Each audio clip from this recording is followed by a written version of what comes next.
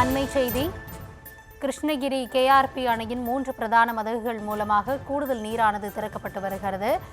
கிருஷ்ணகிரி, தருமபுரி, திருவண்ணாமலை மாவட்ட மக்களுக்கு இதனையடுத்து வெள்ள அபாய எச்சரிக்கையும் விடுக்கப்பட்டிருக்கிறது. அது தொடர்பான அண்மை செய்தியை பார்த்துக் கொண்டிருக்கிறோம். கூடுதல் விவரங்களோடு நம்முடைய செய்தியாளர் பிரதீப் இணைந்திருக்கிறார். பிரதீப், தற்பொழுது அணைக்கு வரக்கூடிய நீரின் அளவு எவ்வளவு இருக்கிறது? கரையோர மக்களுக்கு வெள்ள அபாய எச்சரிக்கை அடுத்து பாதுகாப்பான இடங்களுக்கும் அப்புறப்படுத்தப்பட்டிருக்கிறார்கள். என்ன கள நிலவரம்? வணக்கம்.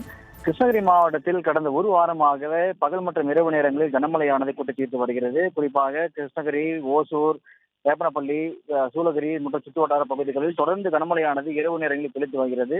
இந்த நிலையில் கடந்த சில தினங்களாகவே இந்த தொடர் கனமழை காரணமாக கிருஷ்ணகிரி கேஆர்பி அணைக்கும் ஓசூரில் உள்ள கிளவரப்பு அணைக்கும் நீர் தொடர்ந்து அதிகரித்து வந்தது. இந்த நிலையில் கேஆர்பி அணையில் நேற்று நிலவரப்படி வினாடிக்கு 1400 கனஅடியாக நீர்வரத்து இருந்தது. தற்போது கிளவரப்பணி அலையிலிருந்து தொடர்ந்து கனமழை பெய்து வருவதால் அப்பகுதியில் 4000 அடி கனஅடி திறக்கப்பட்டுள்ளது. இந்த நீர் அணை தென்பெண்ணை ஆற்றின் வழியாக கேஆர்பி அணைக்கு வந்துள்ளதால் கேஆர்பி அணையில் தற்போது நீர்வரத்தானது 4249 கனஅடி அதிகரித்துள்ளது.